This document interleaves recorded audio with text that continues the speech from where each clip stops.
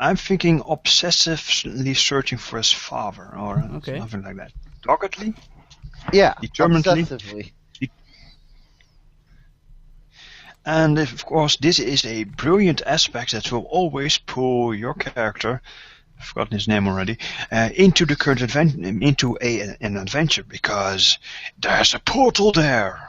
I like it. Okay. That's doing something. So maybe first aspect would be instructed in the arcane arts. Oh wait, reluctantly instructed. Dad wasn't a big fan of it at the start, remember? Reluctantly. And just as... Well, he wasn't a big fan at the start, like, most people are when they're teaching something new and something that's a lot more powerful than it should be. But after a while, he liked the idea and started teaching him, so just instructed in the art of magic. How can that be used as a negative? Because he hasn't had a lot of hands-on experience. Oh, theoretical. So it's all just theory. Yeah, for the most part. That's why the last mission was such a failure, because instructed in arcane theory, but not a practice. There we go. That works. Okay, but I really like arcane arts because it sounds cool. But okay. The theory of the arcane arts, something. Yeah, reluctantly instructed in the theories of the arcane arts. Okay. Reluctantly can then be dropped. Yeah, you're right. Yeah. Since Richard doesn't want it. Yeah, and second one. Obsessively searching for his father. Okay, I like it. It gives me a lot of ways to hook you into plots. And GMs like that. And he's gonna be like the Might, with Ooh Shiny. Instead of Ooh Shiny, he's gonna be like, Ooh Portal! I need to tell you guys one thing that I might have forgotten to mention about the Spirit of Pope.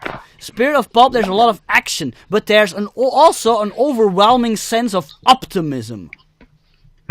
Never forget that, because I see all these dark pasts and shit. And that's okay, but don't get too caught up in that, okay? Yes.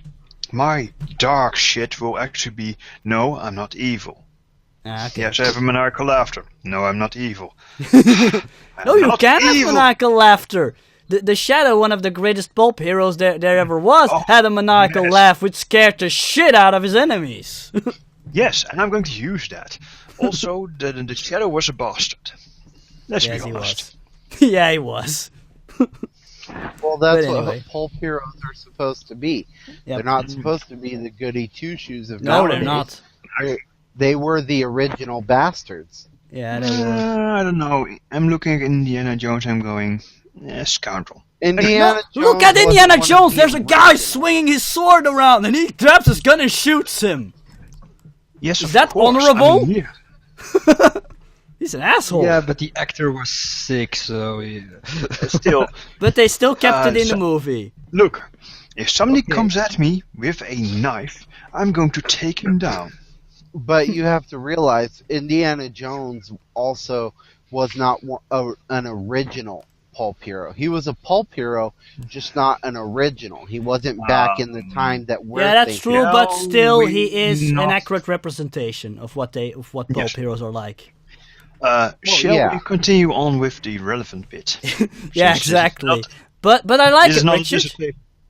Good stuff. Thank you. Okay. I even don't mind that you use Jonah Hex. Well, I figured, bringing Jonah Hex into it, because Jonah Hex was just, honestly, from the old Wild West before and it suits. civilization took over. It's suitable for a 19th century Centurion to be like a Wild West hero with 6-shooters. Yeah, exactly. Suitable. Okay. Cool. Thanks, Richard. And well, you're using Nietzsche, so. Yeah. Yes, Ramses. And then we got Dao. I forgot. I was thinking, who did I forget? Douwe. You forgot me. Yes. Right, the Great War. Finally, a chance for Germany to show the superiority of the German system of war, governance, and etc. etc. So yes, my character, Mr. Dr. Stolt, eagerly helped out to try and make certain that the Central Powers got their well-deserved victory. Wow. With science. Yes. Okay. He was on the think tank that made all manner of super weapons, so that the enemy or that the others would, with the intent to force the other countries to surrender and prevent bloodshed. Oh boy.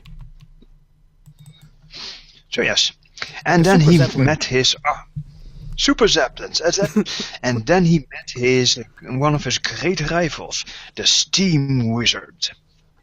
Who, for some reason, who was a very, very old fella, ingenious inventor who still used steam engines.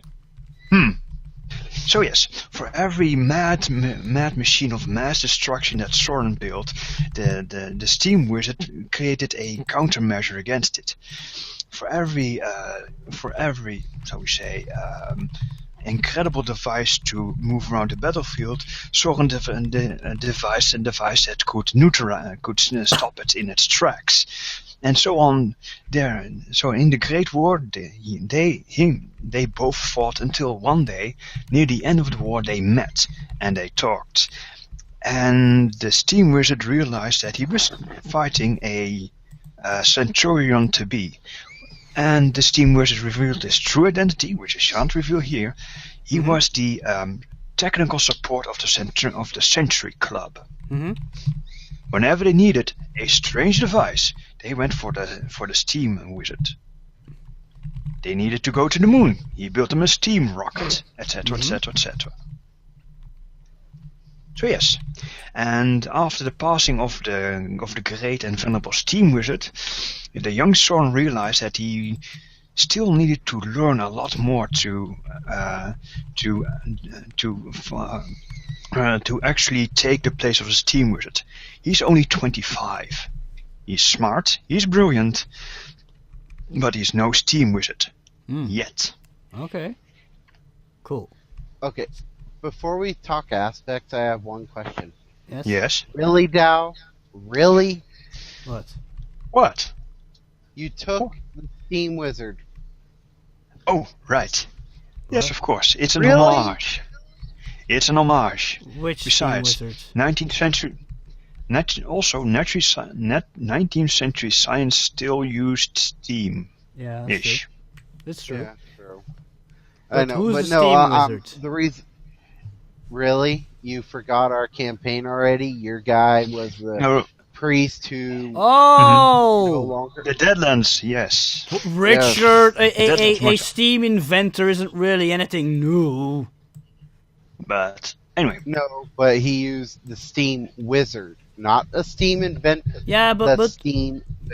But from what I gathered, it's mainly just a name. Yeah, from what I gathered from what Douwe said, he's mainly just a genius inventor. Exactly. He doesn't do any. He doesn't do any magic, right, Douwe? It's not magic. No, it's not magic. It's all pure science. Mad science. Exactly. That's exactly what my character was in Deadlands. He was a steam wizard, but he only called himself that. It was all pure science. Steam science. I'm imagining the Steam Wizard as being this guy with an enormous mustache, goggles, and wearing some sort of suit of armor with a lot of steam pipes coming out of it. Yes, indeed. His enormous mustache. His combat powers enhancement skeleton. How did you guess? I just immediately that just popped into my head. The Steam Wizard. To be fair, he was the first human Steamborg, but let's carry on. Steamborg. Okay, I did as usual. I didn't catch anything. I mean everything, and I also added a certain word that I thought would be applicable because he's prescient and smart. Anyway, he eagerly helped out the Central Powers with science and he was a wunderkind on a think tank making super weapons. I added wunderkind. I thought it was appropriate. Good. Yes. He then met his great rival, the Steam Wizard, a genius inventor who was able to counter his every invention. Eventually, the two met, and the Steam Wizard did stuff, and that's where I went into the dark. Yes, and convinced him to, convinced him to lay down weapons, since the war's ending, Germany got beaten. And he introduced him to the Century Club. Convinced him to lay down weapons, and introduced him to the introduced him to the Century Club. Okay. Mm-hmm. And he also mysteriously vanished at some point. He died of old age. That's impossible. Oh right, yes. He mysteriously vanished. Let's see. Yeah, I'm hearing most mentors mysteriously vanished in our stories. Or he just got killed in action. I'm fine with either. Well, see, I'm leaving it so that Jonah Hex, can be found again, but when he gets found again, he's going to have another son. A half-demon bastard. Oh, boy. Moving right. I forgot something in Dries' story, but I'll get right back to that because that was not done yet. Now we need aspects. Yes, aspects. Yes. So, let's see. No, we already got something science related. Maybe Wunderkind wouldn't be needed. Crap. Actually, I'm drawing a little blank. I'm going to look at my notes. Supporter of the Central Powers. Wow, that's negative. War criminal! Well, he technically is. But he can say I was underage at the time and I was forced to do it. So yes, he has like an excuse. But that could be like part of his dark past, that he technically is a war criminal, but he was an underage war criminal, so it's not as bad, quotation marks. How about this? He found out that crazy... what did I... Ooh, the Madness Place. That's next. The Madness. The Madness Place, yes. It's a fun little phrase from a comic that I drew inspiration from. Ah, okay.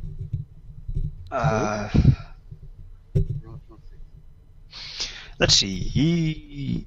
I'm stuck for aspects. Does anybody else think of an aspect that would be very fitting? Okay. Something less dark, if possible. War criminal. Something less dark, if possible. Designer of super weapons. Architect of Doom. Very dark. Well, let's see. Doomsday weapons designer. Ooh, sounds good. Ooh, yes. Doomsday weapons designer. Let's see. How can we improve on that a little bit? Less weapon. Well, I can do that. Designer of Doomsday devices. DDD. Yes. Doomsday machinist. No, I want 3 Ds. That's very pulpy alliterations. Designer of Doomsday devices, where the Yep. So yes, he's very good at making gadgets work. We're definitely gonna give you the Architect of Death stunt. It makes you better at building weapons. Good. However, they have the tendency to have issues. Yeah, but Dawa, this is actually perfect. This is better than War Criminal, because this is both positive and negative again, because you're good at making doomsday devices, but you're also known for making doomsday devices. Which is bad. Mm-hmm. And making fun. Yes, and making it... Actually, when I make a toaster, it occasionally glares at your evening goes, I will enjoy your toast now, mortal human. My day will come. Okay, stuff like that. Dawa, either give him an aspect related to his connections with the German government, or Yes. maybe military or something, which could be handy, or make him something that connects him to the Steam Wizard. Oh, I know something. Striving to be the Steam Wizard's equal and failing. How about Okay. that? Yeah, I like that, not but it failing, needs to be but shorter and striving cooler to be just as sounding. great as the Steam Wizard. I will surpass the Steam Wizard. Oh, okay, that's good. A phrase is also good. The Steam Wizards. There we go. I like it. Okay. So, first aspect is designer of doomsday devices, and second aspect, I will surpass the Steam Wizard. Yes. That's good. Also, oh wait, we're more. Yes. Oh yeah. I need to go back to Dries because I forgot to write down his patron. But in any case, this is important for the next aspect. If you guys have trouble coming up with like your own personal story, I actually prepared a list of villains I'm not really doing anything with, besides that they have a name and a short description. So if you need a villain, I can instantly give you a villain. So no worries. Anyway, like I was I saying, am the Dries, we haven't given your patron a name. Or the previous Guardian. Yeah.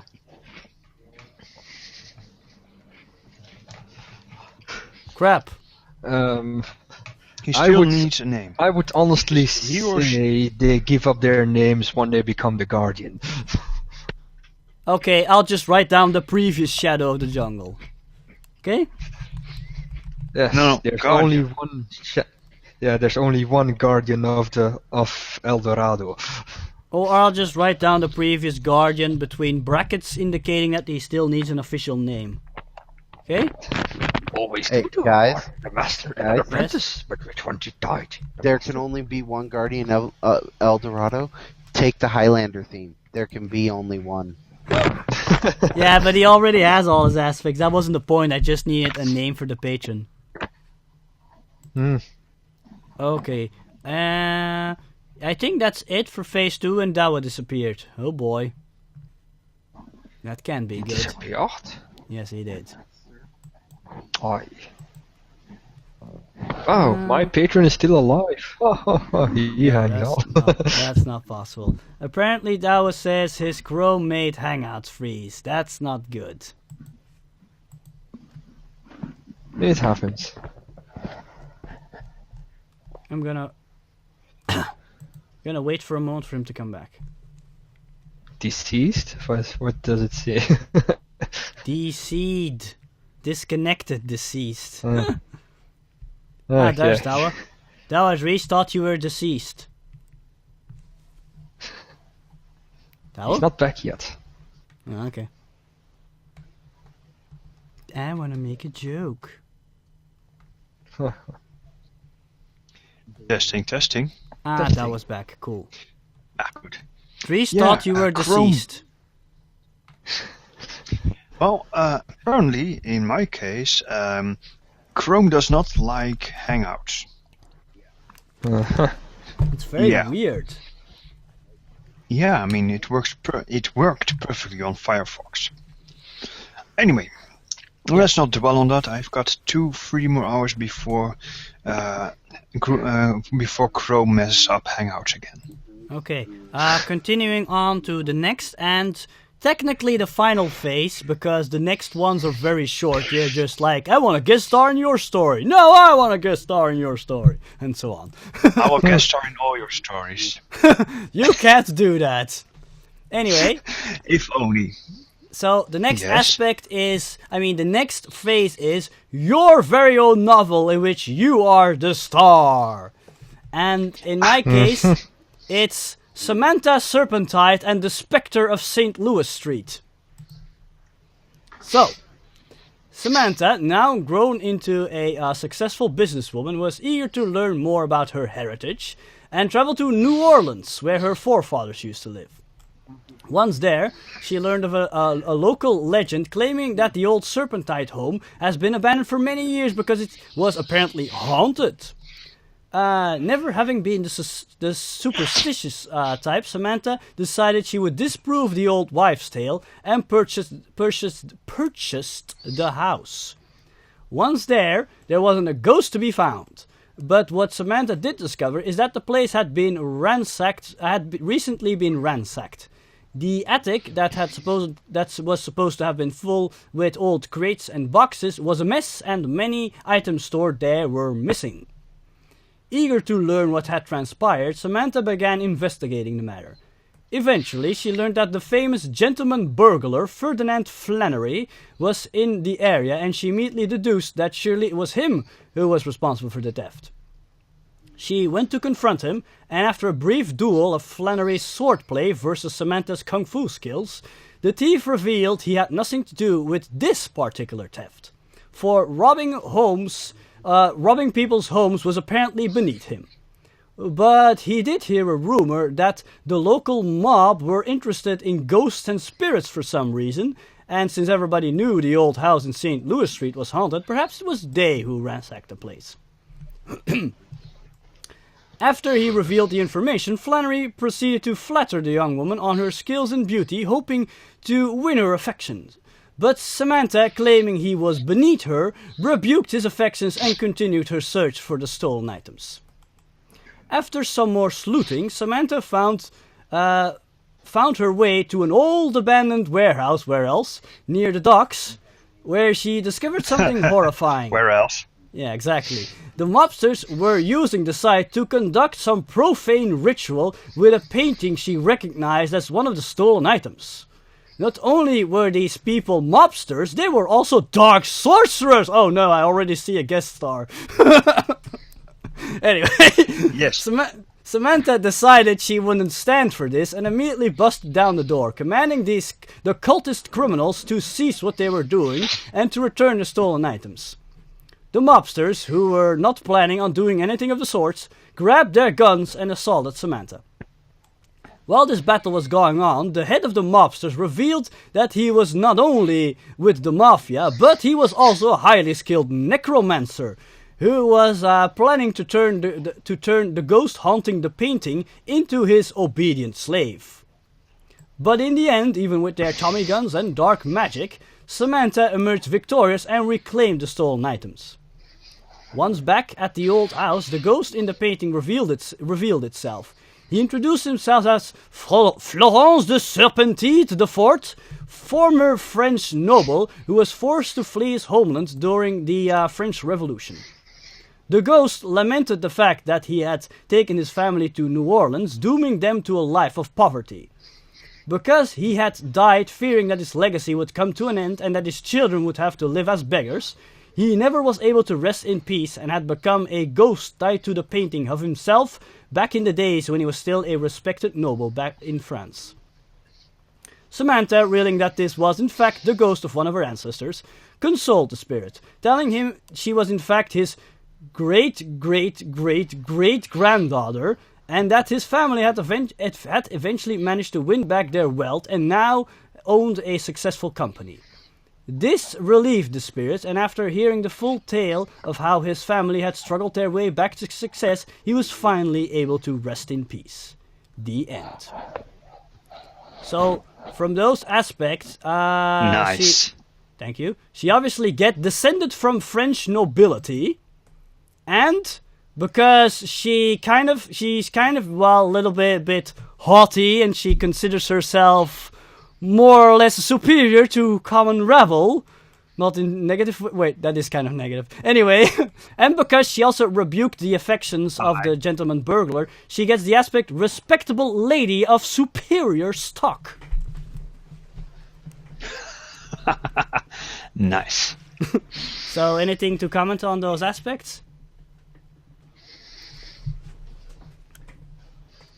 No? I honestly don't know what I'd ever do with descended from French nobility, honestly, but yeah.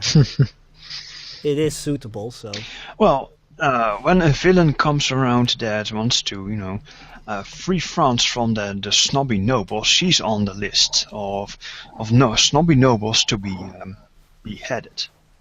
Maybe. And I maybe could say like she knows stuff about France because descended from French nobility. It will make sense for her to study up on her lineage or something. And of course, did you know that French in this time and age is the language of diplomacy? Oh, really? That's cool. I didn't know that. French is very important. So yes, we can say that in this universe, for instance, French diplomats are renowned. For instance, you can tie things in there. Okay, that's but yes, helpful. There's a lot of French. There's a lot of French words in diplomacy. That's helpful because she knows French. And yeah. I do political science. We kind of know this sort of thing.